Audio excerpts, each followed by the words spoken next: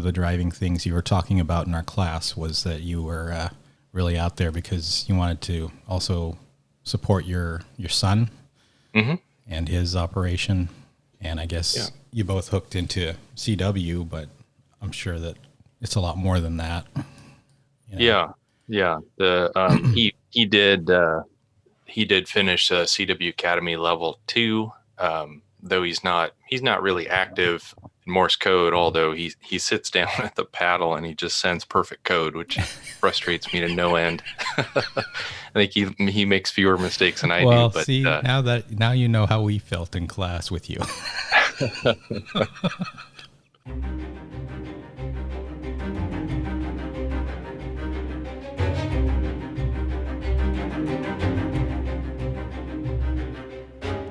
Hello and welcome to episode 13 of Hamdom Thoughts, a podcast about ham radio, electronics, software, and tinkering.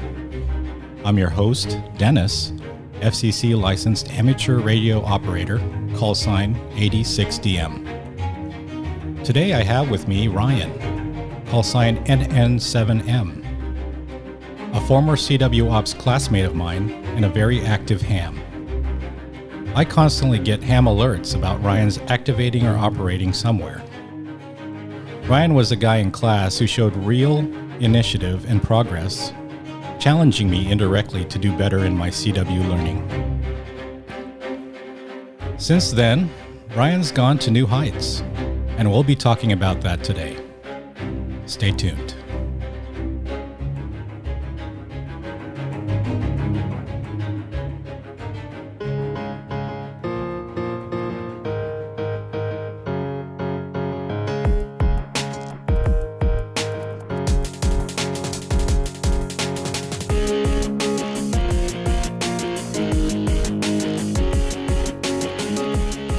Hey Ryan, it's great to see you again. How you doing?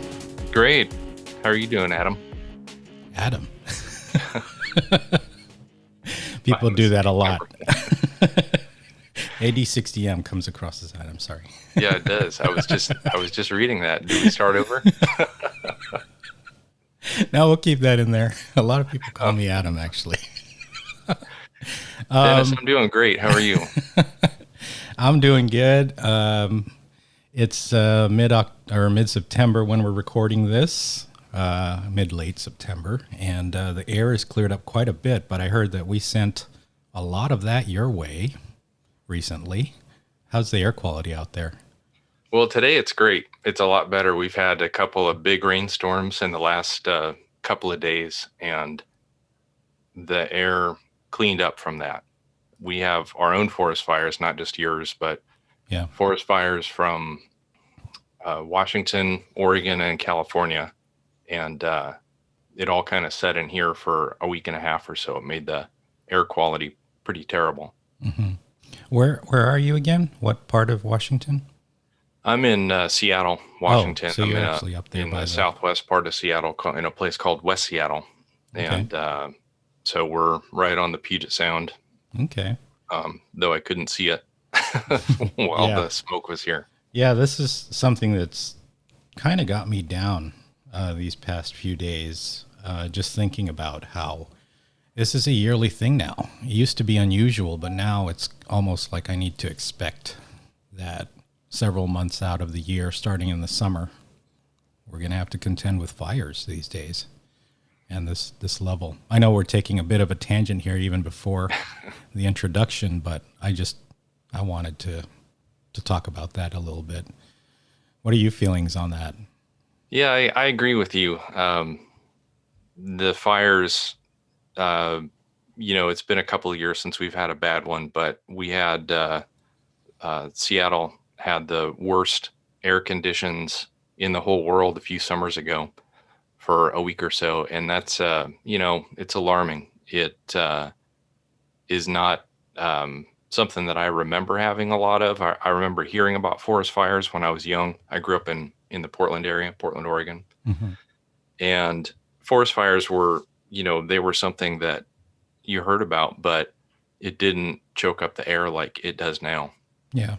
My family in Oregon had to evacuate. They live in kind of between Portland and Salem. Oh, wow. and they had to leave home because the air quality was so bad from fires. And it's just something that we're planning for in the future. Unfortunately, ways to kind of in an emergency way clean the air within your house, Yeah. and provide ways to sort of hunker down and get ready to go if you have to. Yeah. Are you in a heavily wooded area or not really? Where I live, no. No. I'm in kind of the kind of dense part of Seattle, and but we have, to the east of me are the Cascade Mountains, and all of Western Washington is pretty wooded. But I'm in more of a kind of urban neighborhood setting here. Mm-hmm. Well, let me switch gears. I'm sorry about pulling you away from your Salmon Run QSO party. Uh, this was the kind of the only time that we could meet up today. But Oh, that's okay. I apologize for calling you Adam. no problem. And yeah, I wanted to talk to you today just to get your perspective as a very active CW operator and even a teacher of CW. So why don't you tell us a bit about yourself, your interests in ham radio, and how you got started in all this? Sure. I became a ham radio operator in 2014. Took a test down at the Tacoma Amateur Radio Club. I forget the name of the club, but drove down there and took my test and became a technician. I had always wanted to become a ham radio operator since middle school, but never. I thought I had to pass a code test. Was really the big barrier, and that just seemed like something that you had to know already. It wasn't something that could be learned, and so I just kind of put it on the back burner until 2000, probably 13, 2014 early, when thinking about natural disasters, I was drawn, like a lot of people are, to the emergency preparedness part of the hobby, and wanted to be able to communicate with my family in the event of a natural disaster. We have earthquakes here, Mm-hmm. um, you know, and there's other reasons that I may not be able to get home and check on my family. I don't trust that the cellular system or phones are going to work in times of crisis. And that was enough motivation at that time for me to finally study and get my license. So once I got licensed, then the next goal was to get somebody else in my family. I've got my wife Katie and my two boys Emmett and Leon, and so I started working on all of them uh, before I got my license. And shortly after I got licensed, Emmett uh, earned his call sign KG7WOT. And so Uh-huh. that kind of made it so we could start testing and learning and preparing together, and started learning. We've got a pretty good repeater network here in Seattle area, and from almost anywhere, I'm able to talk with home. So that's kind of what started the hobby for Wow, me. that is great. Having another family member as a ham, that's something that I've always dreamed of, but I don't know if it's going to happen on this side. Well, in our house, where I'm, lucky that we just kept working on them, and all four of us are licensed now. Oh, So that's excellent. Katie's a general, and both boys both got their technician licenses at the age of 11. So all four of us are operators. Wow. So do you, as a family, practice different scenarios, different preparedness scenarios or communications with different modes? We do not, as a family, not as much in an emergency sense, but when we're pretty active in the outdoors, we enjoy camping. We have a travel trailer that we take out as often as we can. So while we're camping mostly, or skiing or something like that, we've all got our HTs with us, and we have a plan as to how to make contact in that. So when we get to a camping area that's pretty rural, we kind of prepare in a way that will not rely on cellular service, even though we may have it, that we have a plan that we can always communicate with each other. Wow. And that's not a perfect thing, but it's something that we strive for. Yeah, that's pretty cool. So we were CWOps, CW Academy classmates for the level 2 class. Yes, we were. And I think Rob, our teacher, K6RB, was pushing us to listen at around 22 to 25 words per minute. And just pulling the curtain away a little bit for that, a lot of the success in that class for me was the homework. It wasn't necessarily the actual class. Right. I had to stick to the homework, which was using Morse Runner and RefZXP applications and just really power through those. There was also the listening exercises, which were, I'd have to go through at least twice, but typically a lot more just to get the words for those exercises. But each of those things, I think, is really what helped me in that class. Why don't you tell us about your experience in that scenario, not the later ones yet, but with us. Yeah, so we had, well, first off, with our instructor, Rob K6RB, just an outstanding instructor. Great ham, great person to know.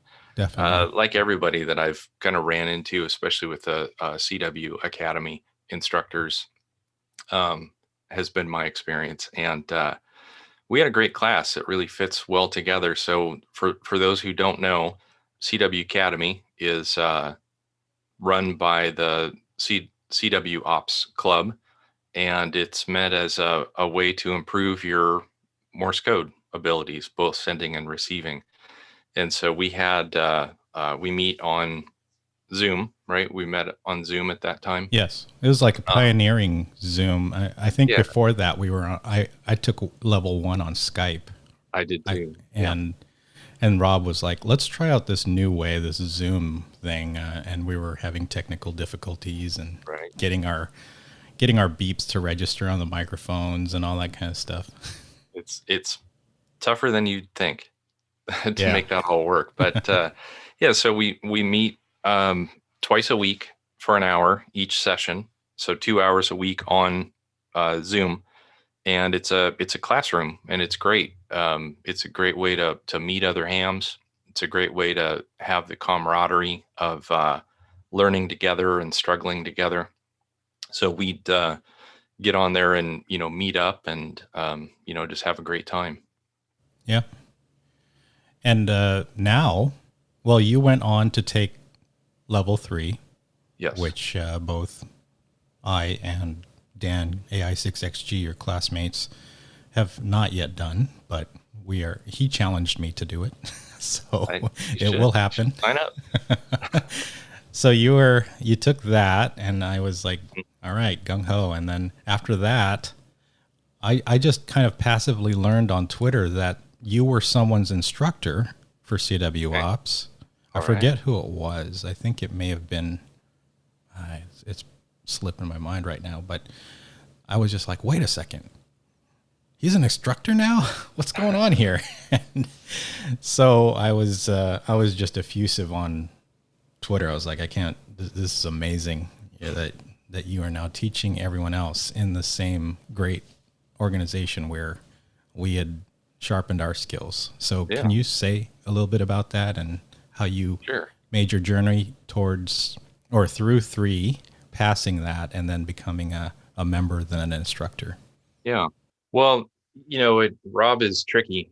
Along with your welcome to level 3, he's also encouraging those who are interested in it to become an instructor for the beginning levels, and kind of get as a way to give back. And I feel strongly about that somebody else took the time to teach me or help me, and you're kind of self-guided learning of Morse code, and a way to thank the organization back for that is to become an instructor. And that is something that I was interested in doing and had the ability to do.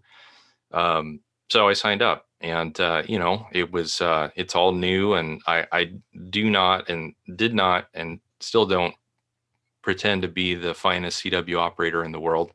I make plenty of mistakes, average or more than most, and but what it's about is learning how to communicate using Morse code, and it's not about perfection. And that's one of the things that's really drawn me to CW, is that it's something that we make the code, and when I'm sending to a person. So you and I, Dennis, have had QSOs Yeah. from our shacks, and that's kind of the great thing about it, is that I'm not perfect, you're not perfect, but we still communicate, using Morse code, and that's really what it's about for me. So that took, I guess, a little bit of courage and self-convincing that you don't have to be perfect to be an instructor. So that's kind of what Hmm. sealed the deal for me. So I signed up and really enjoy it. I hope I've helped some folks continue their journey, starting and learning the code. Yeah. A lot of hams are engineers, and so striving for perfection is kind of in the job itself. And if you don't get it 100% right, then it's not going to work in most engineering endeavors. Mm-hmm. But CW is learning how to let go of those mistakes. I think that's the hardest lesson for me in CW, is just I'm following along, and then I get stuck on a word or a letter, Mm-hmm. and I don't let it go, and then I lose the rest of the message. Yeah. Or if I start letting things go, even so, I'll miss like half of a word while listening, and then I'll be thinking, what could that word be, and missing the rest of the message, right? Right. So how did you kind of get over that? And I know that it's something that it just takes a lot of practice, which I need to do more, but Yeah. what are some tips that you have for just letting go of what's passing by? It's this ephemeral stream of characters that you just need to kind of like, oh, I missed that. Got to keep staying And present here. Right. And you just have to let it go. And that's hard. It's hard for me. It's hard. I don't know anybody that's easy for them to let something pass by and just be okay with the fact that you missed it. And the great thing about, I guess your brain and Morse code is that sometimes, even though you think you've missed the character, your head caught it, and it'll feed it back to you a little bit later on. Mm-hmm. That's a technique that I learned about, called copying from behind. And Oh, okay. sometimes that word that you think let go, or you did finally let go of it completes a sentence for you later on. Mm-hmm. And so you just have to kind of trust that you're going to get it, or you didn't, and you send the question mark, Yep. and then the person on the other end will send it again. Yeah, So exactly. you just perfection's a hard thing. In Morse code, you're getting the gist of the conversation, and sometimes that's enough. Yeah. So and then make that a goal to improve that part of your CW. Yeah.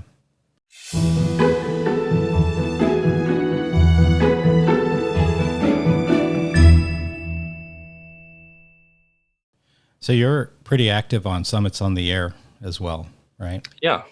Yeah. I really like it. I really like Summits on the Air. It's not the only thing I do in Morse code or CW, but I would like to do more of it, but I'm happy with what I get to do now. Mm-hmm.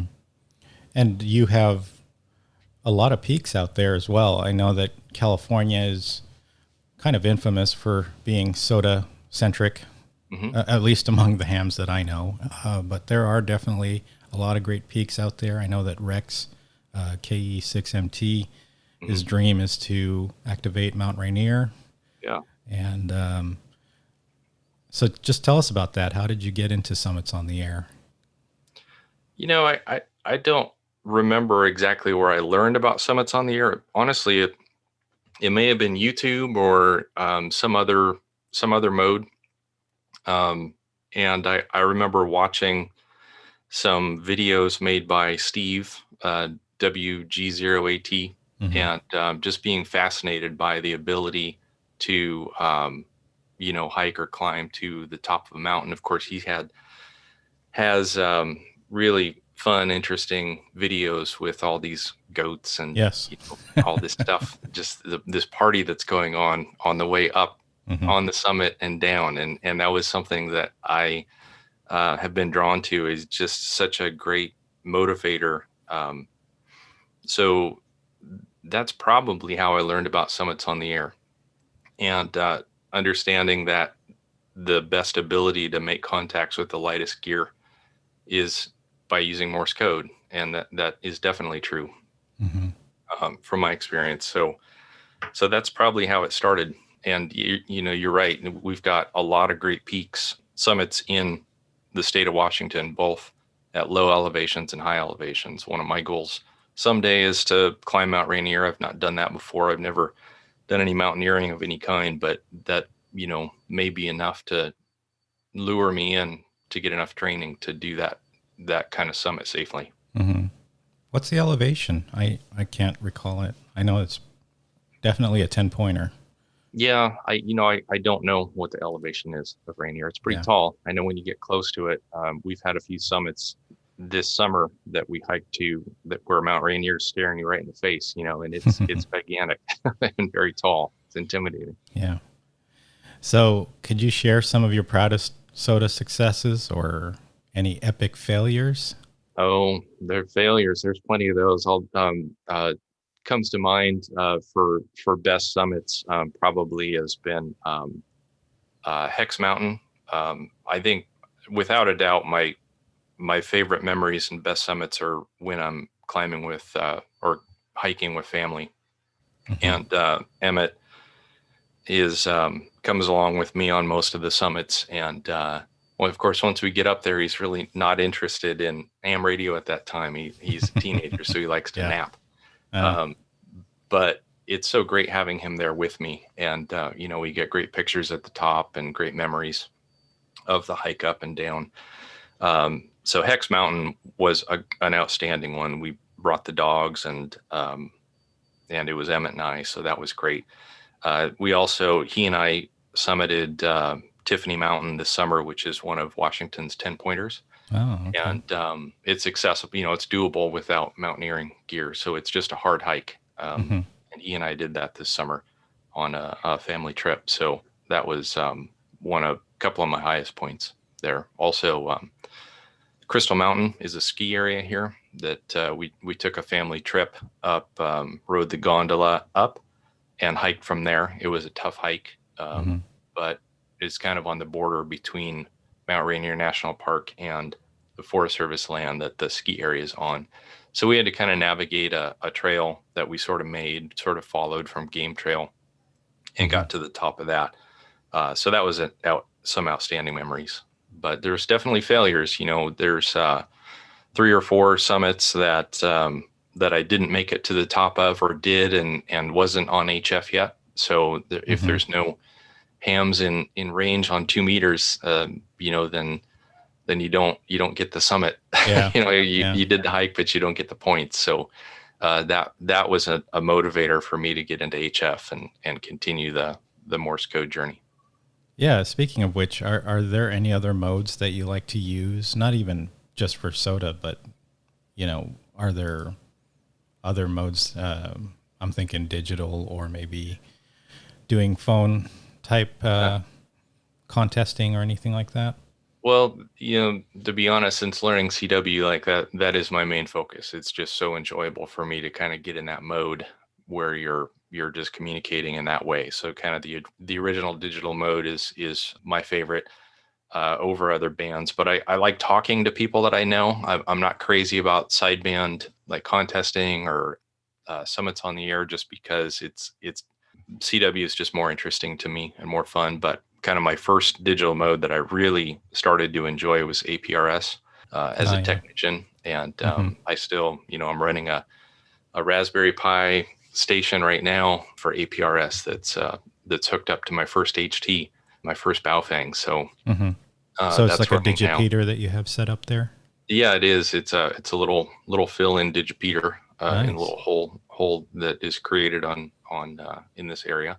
but we've got a great APRS network here in the Seattle area. And so that's fun. I like passing text messages and messages to other hams. And, so that's really a very useful and fun mode. Mm-hmm. Up and coming is, for me, is probably RTTY. I'd like to earn Worked All States award on using RTTY. Oh yeah. So that I don't quite have all that together yet, but that's on the list. Yeah, I've been very minimally successful using RTTY. I have not actually had what I would call a successful contest in it. I'd probably get like 2 or 3, and I just don't have the macro set up. You have your application. You have to be able to quickly get the person's call and then just run this thing where you're responding with their signal and all that. And I just haven't spent the time to get that all set up right. So just today I saw on Twitter that Eric K0EAP was calling CQ RTTY. And he finally got someone to call back, and he's like, yeah, this is really cool. And I thought that you're going to be calling for a long time if you're calling CQ and RTTY during a non-contesting period. I never really hear it on the band. No, my impression is it's a contest type mode. I don't know that folks really kind of rag chew using RTTY.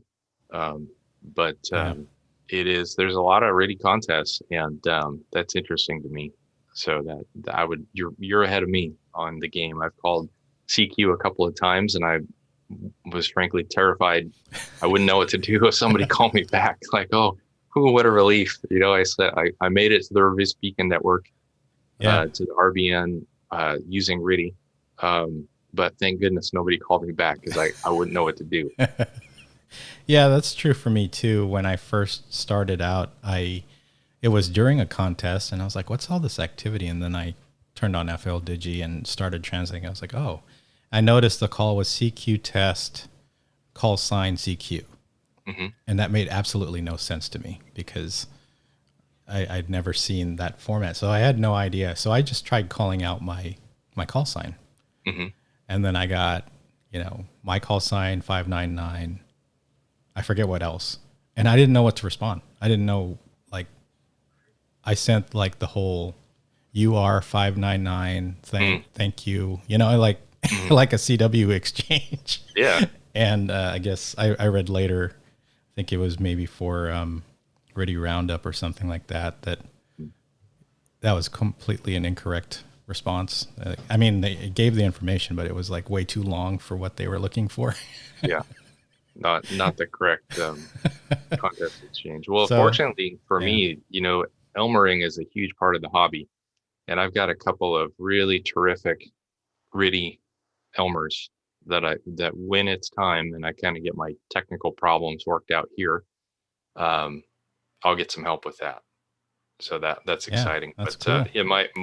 My technical problem here is I use a Mac, and I have FL Digi, which runs RTTY great, but getting it to communicate with my logging software that's a hurdle I need to cross. Yeah. Otherwise, it's just a lot of handwork. Yeah. Typing. Speaking of which, tell us about your favorite gear. I mean, what do you take out most often, and what do you have at home? Sure. Well, my portable station is kind of built around the KX2. I just think that's a fabulous little tiny transceiver, and I have a mountain topper that I bought to make a small backpacking kit, and it just receives great. But every time I take it with me, I also have the KX2 there, so the KX2 just ends up on my lap, or in the operating position. It's come along, but it hasn't been used yet. But the KX2 just kind of does it all. And then I have kind of a variety of portable antennas that I use. One, of course, is the one from the great YouTube videos from Adam, K6ARK. Oh, yeah. I built his end-fed half-wave, trapped half-wave. Oh, nice. Yeah, trapped half-wave. And it works great. You got those little toroid traps on it as well, and got 2040 going? I didn't build his. I built mine in between when he had built the little Balun that Yes. fits on the TNC, or I'm sorry, the The BNC BNC. connector. Yeah. And then I had already some kits from Soda Beams, the QRP traps. Oh, So okay.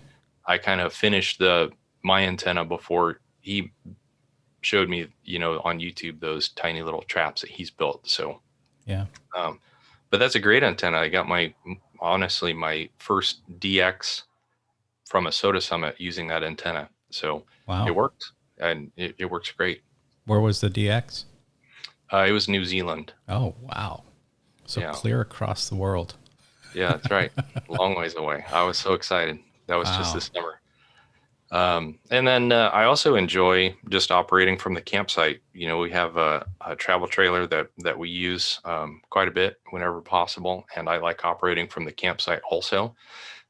So, I've got a variety of antennas. Wolf River Coils is one of them, Mm-hmm. and then also the Soda Beams Link Dipole 20-30-40, and I added 80 meter section to it, so I can use that from summits or the beach or the campground.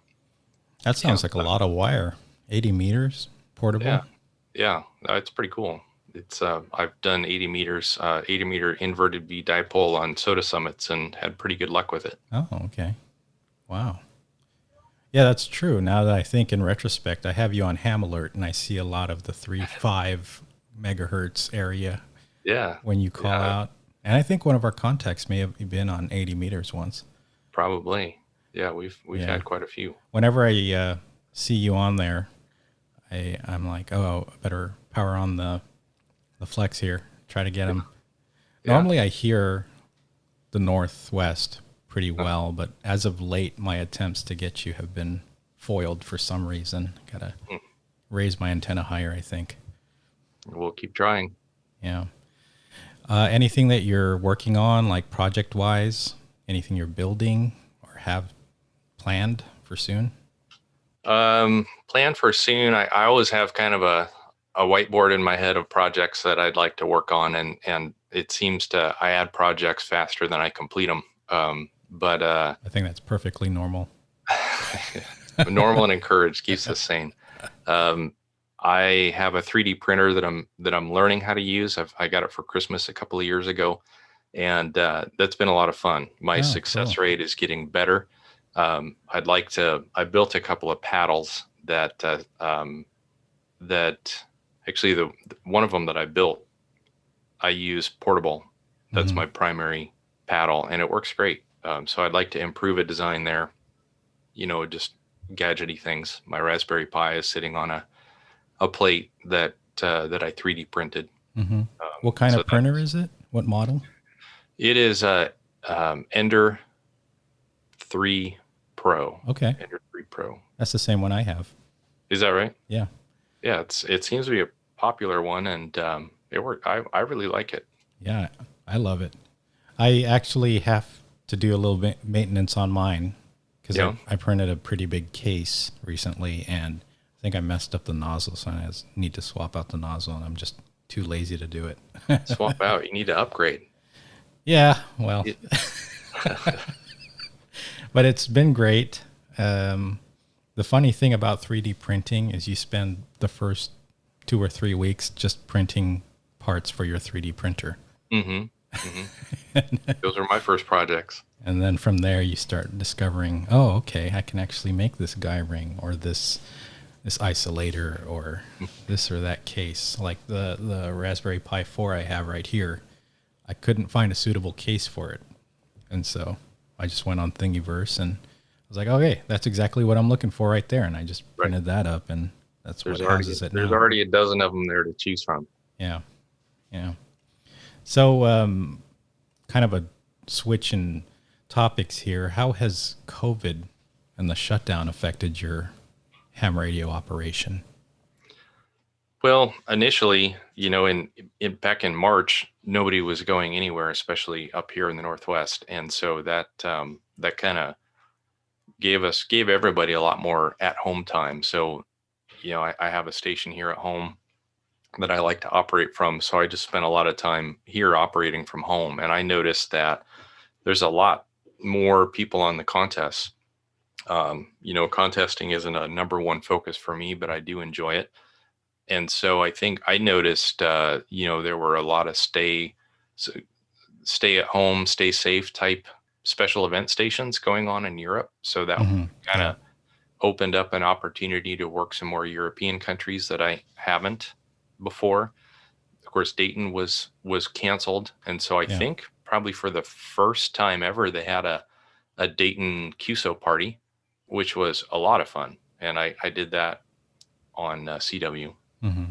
And so COVID, there's nothing great about COVID, but you got to look for opportunities and silver linings, and that's been a couple of them. It changed the way that I looked at soda summits. You know, one of my many early failures with soda summits was not knowing how to do research and planning.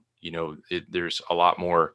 There's probably equal time in hiking and activating the summit as there is in planning a successful activation. And Mm-hmm. so I really started planning hikes and locations where there'd be a minimal number of people because, masking up on the trail and seeing a lot of people is something that I don't want to do a lot of. So start looking for soda summits where I'm not going to run into more than a handful of people in a day. Yeah. So So just, more just kind of more the remote type or more difficult to access type soda yeah, peaks. just more distant. King County, where I live here, is a really pretty densely populated place, and everything on this side of the Cascade, close to me is a Snoqualmie Pass, and so what that means is getting east of the pass and going central Washington and further up north into Okanagan, where the population is just a lot lower, and there's not as many people on those trails, and um, so it's just in the planning, just getting further out. Mm-hmm. Are there wildlife concerns? It's just popped in my head because I asked it of another active soda ham. But Mhm. do you have to prep for bears or anything like that, or mountain lions? No, in the areas that I go to, cats are probably a bigger concern. In my experience, I've never been around a bear that I thought was a huge threat to Mm-hmm. me, but maybe because I don't have a lot of experience with them, cats are totally quiet. And, I imagine it's going to be over before I know that So there's one of those that there's a situations. problem. Yeah. Well, any advice you have for people? Uh, in terms of, I know a lot of people, they look at CW as something cool. Hmm. Maybe they'd like to check it out, or even I'd really like to learn that, but I just can't seem to get into it. It doesn't seem to stick. Yeah. Did you have any advice for people who are in that situation or are just even slightly interested, but not pushed enough to Sure. actually practically take it on? Well, I'm a little biased just because I went through the program, but I think the best way to, in my opinion, is to get into a CW Academy class or some other group class. It doesn't have to be CW Academy, but there sure is a great program there, and it's free. But the best way is to practice and get on the air. There's a huge intimidation factor, at least there was for me, in getting on and actually sending RF and get learning what bands to use and what frequencies to operate in, and always have a little bit of fear of I'm not good enough. I gotta be good before I send CQ. And my advice is to just get on the air and start learning. CW operators, I think, are some of the most patient people and supportive people that you'll run into, and it takes a lot of courage, but send CQ or answer somebody else's CQ and make that contact. Yeah. And I think the same goes for new hams just in general. I was mic shy, with my HT and learning how to check into local nets and being unsure of what to say and that. And the best way to learn is just get on the air, and everybody makes mistakes, so you learn from them, and just enjoy getting on the air and meet some people. Yeah, definitely. I remember one of my early CW experiences. This was even before I took CWOps level 1. I just started learning CW, or it may have been during that time, but I just started calling kind of lunchtime on the air from the parking lot at work, calling CQ, and someone actually answered. I was used to just calling CQ for like, maybe 10 minutes and just looking at where I landed on the RBN reports. But this time around, someone from Southern California replied at my speed, but at the same time, I was still completely like, I didn't head copy anything really other than my call sign. And, I couldn't even tell where my signal report was in that. And I tried to reply. Unfortunately for my new self, this person wanted to have a rag chew. So he just started going on, and I'm really not copying anything. I'm just like, I just wait for the pause. And I say, SRI, new ham, my CW, very bad, and, but I did get his call sign. So I emailed him afterward and I said, I really apologize for that horrendous exchange. I tried to copy, but I'm very new at this. And he sent one of the most encouraging QSL cards that I'd ever received. He replied in the email and said, "Hey, just keep at it. You'll do great." But the QSL card I got for him, his call sign's AB6ET. He sent me this great, encouraging. He wrote it all on the back of the card, just saying, "Just keep at it. You did great. I understood what you were saying. Just keep doing it. You'll do good." And do it again. It just really set me off on the right course, because I originally was like that. I was very like, I'm not good enough to do this. I can't, I really need to learn so much more before I can actually call myself a CW operator. But just on a whim, because he answered my CQ, I was able to have this half conversation with him and get a lot of encouragement. So I just want to echo that. I think CW operators out there are very encouraging. They like seeing people try, and they'll definitely be very patient. I don't think I've ever been called a lid. No.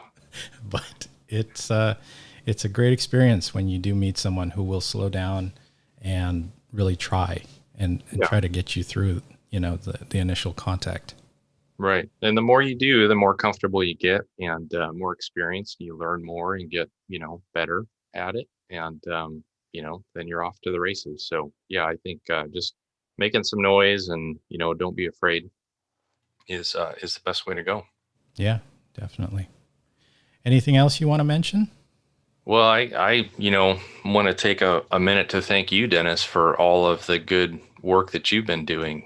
I have enjoyed your YouTube videos. Of course, I enjoyed your camaraderie in class, and with all of the students in there, we had a great meet there, and a great time. But I built some of the same projects that you built in your YouTube videos. Either I started a project, and you helped me finish it, or gave me motivation for another one. And then, of course, this podcast, I found out, I think probably on Twitter or something, that you were doing this. And of course, I went and binge listened to all your podcasts all straight through. And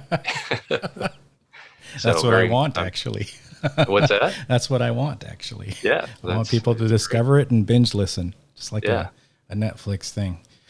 But no, thank you very much. Again, we were in class. You were challenging me. It's kind of like this grumbling. Like, Ryan, why is he so good? I got to get better, But truthfully, we all did the same thing. That's one of the great things about the class, is that, sure, there were plenty of times that I either didn't have time or didn't feel like doing my homework, but I knew that if I didn't, I was going to be facing you and others in the class. And I had to look into your face and Rob's and everybody else and say, I didn't do my homework. And I couldn't have that. Oh, that's great. You got the peer pressure aspect of the class as well. That's really pushes us forward. But thank you very much. You are an inspiration to me. I got to sign up for CW level 3, CW Academy level 3 with Dan. Get sharpen that last bit, see if I could possibly become a member of CWOps. And yeah, thank you for your time. I think that, thanks for asking me. Yeah, we've been trying to get this going for a little while now, but We have. I wasn't trying to be elusive. I'm glad that we did. And I just had a real quick thought too, that about the whole, why I'm doing this podcast as well. There's definitely, for me, COVID has affected me in different ways. Some ways I don't even still know yet, but I think it's awakened also a drive in me to really get in contact with people more, and get in contact with hams that I interact with online more. And this is kind of my expression of that. And so that's why I've been really excited to set up interviews with people, talk with them, get to know them better. Because it's kind of like my own COVID therapy, being stuck at home. I'm operating about the same that I used to. I haven't been on any peaks. I haven't done any activations since this all started. And so in my effort to just get to know people better and maintain those connections, that's kind of why this podcast came to life. So yeah, it's great. And it continues to build community. The ham radio is just a great place and great hobby for a lot of like-minded people to get together. And I'm really encouraged by a lot of the, there's great YouTube content. There's community being created by that. I've met a lot of great operators, super friendly people in the soda community, which, I did work at them this morning, K6ARK in California. So that's always a high point. And, whenever I can have repeat contacts with folks that I met, through the hobby, it's just sort of connects us all. It's just like visiting friends all the time. Yep. I don't know if it's cheating, but I do text you whenever I get an alert and I'm trying to make a contact with you. And sometimes you get them, sometimes you don't. Yeah. But sometimes I'm like, hey, I'm trying for you on 40 via text. And then we try. That reminds me of something that I was thinking about this morning, is that we have tried and had a lot of successful QSOs between you and I, CW. And we were trying one night and we were both just above the noise floor, just really trying to make a contact. And I have 110% of my concentration in this QSO, just trying to not make mistakes because I'm sending to Dennis. And next thing I know, I'm getting a text message from you complete with a video that you've taken of this QSO. Yeah. And not only are you, I can hear myself, which is just great. You're taking a video and sending to me at the same time. Like you have just tripled the complexity that I am able to handle. Like I'm underwater here with this QSO right now. And here's Adam or Dennis taking you and your call sign. Here's Dennis taking a video and texting it to me. How does this work? I kind of remember this. You definitely need to zone out that you're holding your phone in your left hand and focus on sending. But I'm like, I hope I'm in frame, but I'm not even going to think about my phone right now. I'm just trying to reach this guy. and there was narration along with it. Of what was going on. It was getting a play-by-play. It was great. Yeah, that's cool. I think I may have still been on my Yaesu 857 back then. That was probably like 2019 or something. Yeah. But yeah, that's I remember that. Anyway, thank you again, Ryan. Or should I call you Neil, since you keep calling me Adam? No, I'm just kidding. Just giving you a hard time. But yeah, it's been a pleasure. And you know what would be really funny is if you were my level 3 instructor. Oh boy. Because it kind of centers around regions, right? Yeah, time zones more or less. Yeah. That would be funny if me and Dan were in your class. You might have to wait a while. I've gone from the beginner level, which is super fun, up to the basic, which, before there were 3 levels, now there's 4. So I'm teaching level 2 now. So. Okay. So what would I take? I would take not 3, but 4. Yeah, advanced. It's yeah. Is that right? Yeah, because we took intermediate together in the next the final stage. I thought you were bumping me down. No. Level inflation, so I'd have to take intermediate now. No. And then no, you're an advanced student. Okay. Yeah, I'll see about it. I will bug Dan as well, although he's the one who threw the gauntlet down. Yeah. Well, sign up, but as you got to be ready. You got to have the time. The time is the biggest thing, because you will succeed. You put in the time and you're going to learn it. Yeah, definitely. All right. I'll call it here. Thanks a lot, Ryan.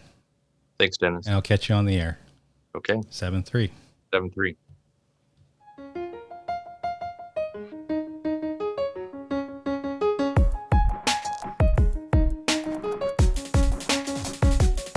Once again, you've been listening to Hamdom Thoughts by AD60M. Thanks a lot for listening, and we'll catch you next time.